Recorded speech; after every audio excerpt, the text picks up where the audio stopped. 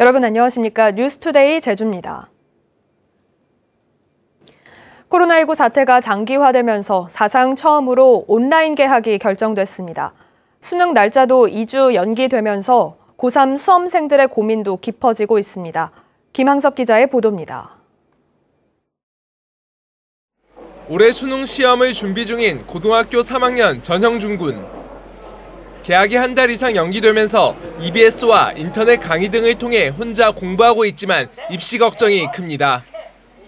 코로나19 사태에 수능이 예정보다 2주 연기되는 등 학사 일정 변경으로 인한 불안감도 감출 수 없습니다.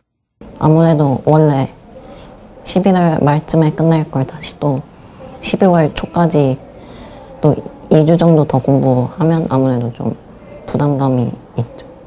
교육부는 코로나19 확산세가 진정되지 않자 온라인 개학을 결정하고 원격 수업 준비를 위해 오는 6일 예정된 개학을 한 차례 더 연기했습니다. 고3과 중3은 오는 9일부터 고1, 2학년과 중1, 2학년, 초등학교 4학년에서 6학년까지는 16일에, 초등학교 1학년에서 3학년은 20일에 온라인 개학합니다. 제주도 교육청은 후속 대책 마련에 분주해졌습니다. 일선 학교마다 원격 수업 관리위원회를 설치해 수업 계획을 수립하고 교사들을 대상으로 연수를 진행할 계획입니다. 일주 단위로 시간표를 작성을 해서 학생들에게 안내하고 사이트에 접속을 해서 학습 콘텐츠를 통한 수업이라든지 교사와의 쌍방향 소통 수업을 받게 됩니다. 학부모들의 고민도 여전합니다. 초등학교 저학년은 집에서 온라인 수업을 진행하기 쉽지 않은 데다 맞벌이 부부나 다자녀 가정의 경우 아이에게만 온라인 수업을 받도록 맡겨두면 온라인 학습의 효과가 떨어질 수 있다는 겁니다. 갑자기 학교 수업은커녕 선생님 얼굴도 잘 모르는 상태에서 온라인 수업을 한다고 하니까 얘 입장에서는 조금 힘들지 않을까. 저소득층 가구의 경우는 컴퓨터 등 스마트 기기가 없는 경우가 많은 데다 원격 수업을 진행하기 위한 학교 인프라 현황도 아직 파악되지 않아 온라인 수업을 위한 준비 과정이 만만치 않을 전망입니다. MBC 뉴스 김항섭입니다. 해외 입국자의 제주행 항공기 탑승이 제한됩니다. 김강립 중앙재난안전본부 총괄조정관은 오늘 0시부터 모든 해외 입국자를 2주간 격리 대상으로 지정하고 서울 강남구 모녀의 사례가 재발하지 않도록 제주도민이나 제주 거주자를 제외한 해외 입국자의 제주행 항공기 탑승을 제한한다고 밝혔습니다. 한편 제주공항 워킹스루 선별진료소 운영 첫날 모두 89명이 진단검사를 받아 51명이 음성 판정을, 38명은 검사 결과를 기다리고 있습니다. 제주 4.3 특별법은 4.3 당시 토벌대나 무장대에 의해 상처를 입은 이른바 후유 장애인들을 4.3 희생자로 인정하고 있는데요. 하지만 당시 입원 기록이 있어도 까다로운 심사 규정 때문에 후유 장애인으로 인정받지 못하는 게 현실입니다. 4.3 72주년 두 번째 기획뉴스입니다. 이소연 기자가 보도합니다. 4.3 당시 19살이었던 장윤수 할머니. 밭에서 돌아오는 길에 마을에 들이닥친 토벌대를 피해 달아나다 경찰이 쏜 총에 맞아 가슴에 총상을 입었습니다. 한 달 만에 가까스로 살아났지만 총상의 고통은 평생 이어졌습니다. 당시 입원 기록과 보증인 진술서를 첨부해 후유 장애인으로 인정해달라고 신청했지만 생활하는 데 지장이 없다는 의사 진단에 희생자로 인정받지 못했습니다. 70년이 돼도 이게도 아팡 이거 집박집박 일 못하고 룸 일도 못하고 그냥 버도 걸어만 댕기면서 머리도 막 아파. 이거 때문에 머리도 막 아파. 평생 굽은 허리로 살아가는 강양자 할머니. 어린 시절 토벌대에 끌려간 할아버지를 찾기 위해 할머니 등에 엎혀있다 넘어져 척추가 손상됐습니다. 후유 장애인으로 불인정되자 행정소송까지 제기했지만 기록이 없는 데다 당시 부상을 증언해줄 사람들도 없어 소용이 없었습니다. 재심의할 때도 몇 번 보증인 내세워라 다 돌아가시고 저에 대해서 아는 사람도 그리고 제가 워낙 바깥을 안 다니기 때문에 후유 장애인으로 인정받으려면 4.3 당시 입었던 상처라는 사실 입증 확인서와 진단서 등이 필요하지만 오랜 세월이 지난 현재 기준으로는 입증 자체가 쉽지 않습니다. 또한 신청자와 보증인이 대부분 80세 이상의 고령인데다 단순한 노년성 질환으로 판정하는 의료진들도 문제입니다. 폭력배 인정할 수 있도록 제도라는 건 법일 수도 있고 시행령일 수도 있어요. 그런 부분들을 조금 법조인들이, 법 전문가들이 한 번 더 살펴봤으면 좋지 않을까라는 생각입니다. 지금까지 4.3 후유장애인으로 신청했다 탈락한 도민들은 모두 79명. 4.3 당시 몸에 새긴 상처를 안고 평생을 고통 속에 살아온 도민들은 후유장애인으로 인정받지 못하는 현실이 평생의 한으로 남아 있습니다. MBC 뉴스 이소연입니다. 제주 4.3 평화재단은 4.3 추념식을 앞두고 도민들로부터 기증받은 수령 20년 이상의 동백나무 223그루를 4.3 평화공원에 모두 심었다고 밝혔습니다. 평화재단은 동백나무를 기증한 홍을생 할머니와 박영수 4.3 유족회 호남위원장, 우창호 구자읍 종달리장에게 감사패를 전했습니다. 한편 지난해에는 도민들이 기증한 동백나무 500그루가 심어졌습니다.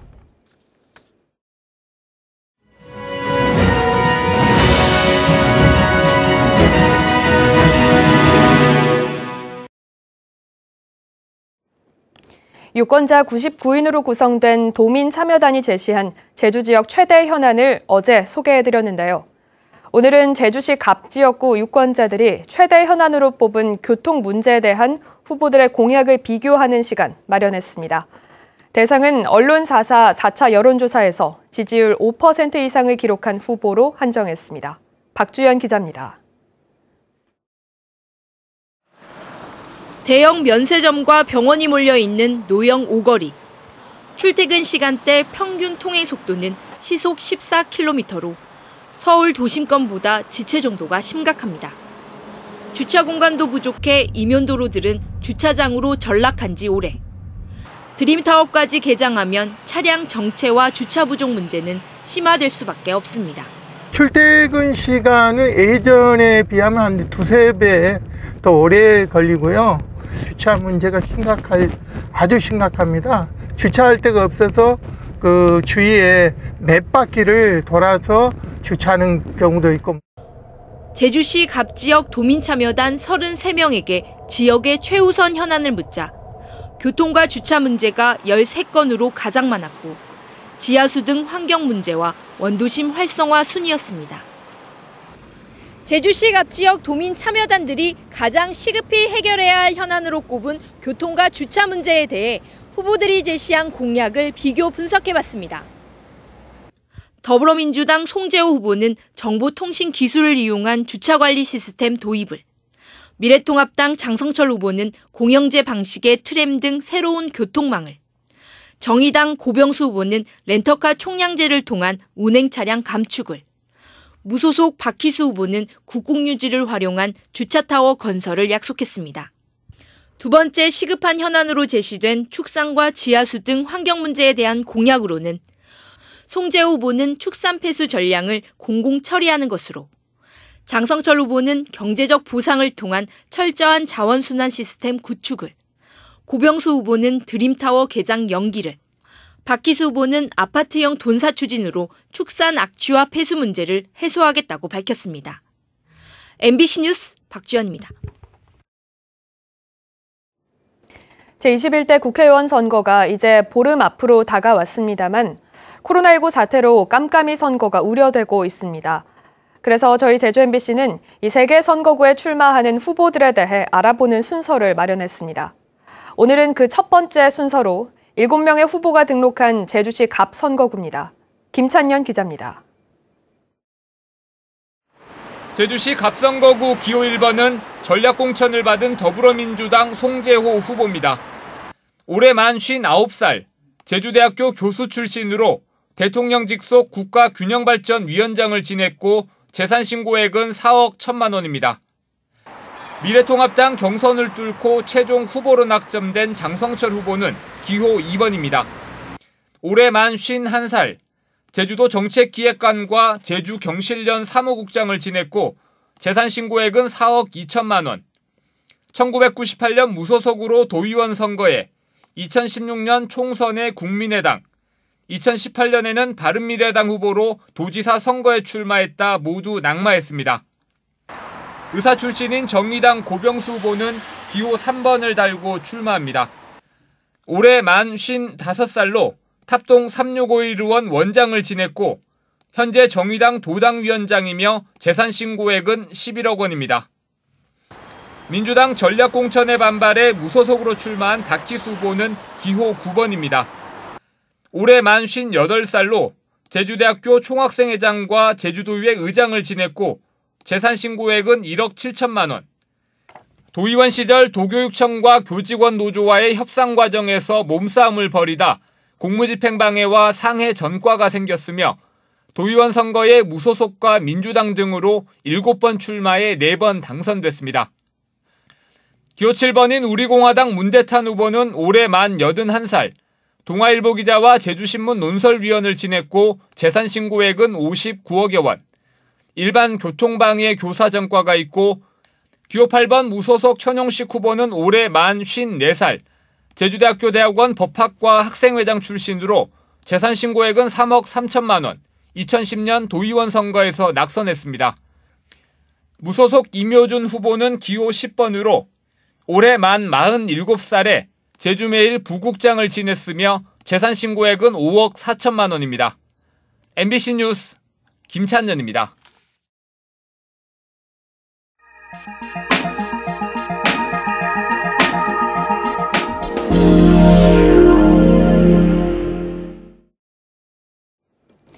코로나19 극복에 써달라며 전 국민이 잇따라 물품이나 성금을 기부하고 있는데요. 공직사회에서도 월급 반납을 비롯해 다양한 기부가 이어지고 있습니다. MBC 경남 문철진 기자가 보도합니다. 문재인 대통령과 장 차관급 이상 공무원들이 4개월 동안 급여 30%를 반납하기로 하면서 공직사회에 급여 기부 바람이 불고 있습니다. 경남에선 김경수 도지사가 가장 먼저 동참 의사를 밝혔고 도내 18개 자치단체장들도 급여 반납에 뜻을 모았습니다. 창원시는 5급 이상 간부 공무원들도 급여의 일정 금액을 반납하고 일반 공무원 일부도 급여 기부에 자발적으로 동참하기로 했습니다. 자치단체에서 반납한 급여는 사회복지공동모금회에 기탁해 코로나19로 어려움을 겪는 사람들을 돕는 데 사용될 예정입니다. 현재 우리 주위에는 어려운 이웃들이 너무나 많습니다. 이러한 분들께 조금이나마 힘이 되고 고통을 나누고자 당장 시급한 지역경제 살리기에 팔을 걷어붙인 공무원들도 있습니다. 하동구는 성과상여금의 30%를 지역상품권으로 지급하기로 했고 함양구는 성과상여금의 20%, 창녕구는 3월 급여의 절반 이상을 지역상품권 구입에 사용하기로 했습니다. 지역의 마트, 주유소, 식당 이렇게 지역 소상공인들에게 직접 바로 경기가 활성화되는 효과를 가져온다고. 한편 한국토지주택공사가 4개월 동안 임원 8명의 월급 30%, 본부장 7명의 월급 20%를 반납하기로 했고 한국국토정보원과 철도공사, 한국공항공사도 임원 월급 반납에 동참하는 등 급여 기부 바람이 공기업으로까지 확산하고 있습니다. MBC 뉴스 문철진입니다.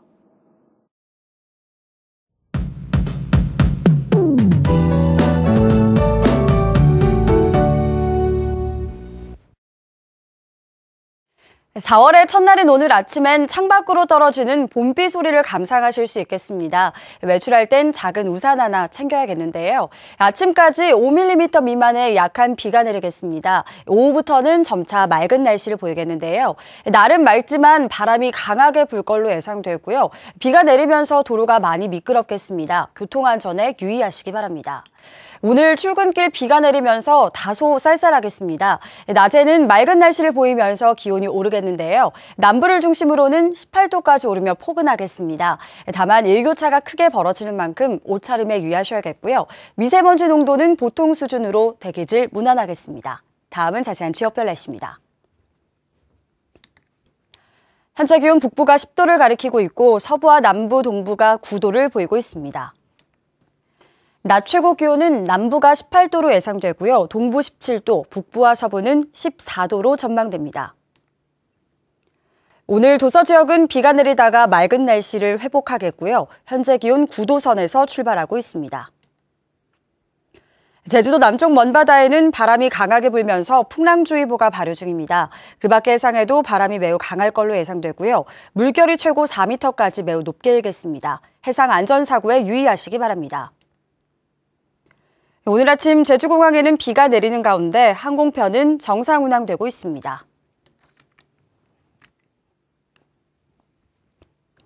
주간 날씨입니다. 주말에는 대체로 맑고 포근한 봄 날씨를 보이겠지만 일교차가 크게 벌어지겠습니다. 환절기 건강 관리에 유의하셔야겠습니다. 날씨였습니다.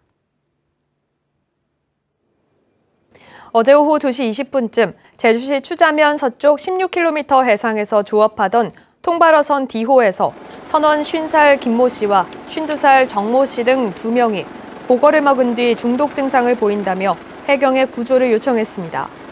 이들은 제주 시내 병원으로 옮겨졌는데 선원 김 씨는 숨졌고 정 씨는 건강에 이상이 없는 것으로 알려졌습니다. 어제 오후 4시 10분쯤 서귀포시 남원읍 태흥이리 포구 남서쪽 200m 해상에서 승선원 7명이 타고 있던 모터보트가 암초에 걸렸다며 해경에 구조를 요청했습니다. 부근에 있던 민간 구조선이 현장에 출동했지만 이 선박도 좌초됐습니다. 해경은 구조대원을 투입해 사고 선박 2척의 승선원 8명을 모두 구조했으며 모터보트 선장 등을 상대로 정확한 사고 경위를 조사하고 있습니다. 제주지방법원 박준석 판사는 노모와 정신장애가 있는 형을 상습적으로 폭행한 혐의로 기소된 47살 A씨에 대해 벌금 500만 원을 선고했습니다. A씨는 술에 취한 채 80대 노모를 밀쳐 넘어뜨리는 등 행패를 부리고 정신장애 2급인 49살의 형에게도 여러 차례 폭언과 폭행한 혐의로 기소됐습니다. 제주도 교육청이 2021학년도 고등학교 입학 전형 기본 계획을 확정해 공고했습니다. 2021학년도 고입 전형은 전기 모집 고등학교와 후기 모집 고등학교로 나눠 학생을 선발하게 됩니다. 전기학교는 제주과학고와 일반고 특수목적학과, 특성화고, 일반고 특성학과 등 13개 학교이며 후기학교는 제주외고와 평준화 일반고, 비평준화 일반고 등 23개 학교입니다. 비양도를 오가는 도항선 운항을 둘러싼 분쟁 해결 여부가 이달에 결정될 것으로 보입니다. 제주시에 따르면 비양도를 오가는 도항선을 운항하면서 공유 수면 사용을 놓고 법적 다툼을 벌이고 있는 기존 운항업체와 신규 운항업체가 이달 말까지 운영 방안을 협의하겠다는 협약서를 제출했다고 밝혔습니다. 제주시는 두 선사의 상생 협약 결과에 따라 공유 수면 허가 취소 여부를 결정할 방침입니다. 참교육 제주학부모회는 성명을 통해 제주학생 인권조례 제정을 촉구했습니다. 이들은 도내 학교에서 학생들의 인권 침해가 일상적으로 나타나고 있다며 학부모들은 자녀가 학교에서 인권을 존중받으며 성숙한 인간으로 성장할 수 있기를 바라는 만큼 다른 시도에서 이미 시행되고 있는 학생 인권 조례를 제정해야 한다고 주장했습니다. 뉴스투데이 제주를 마치겠습니다. 여러분 고맙습니다.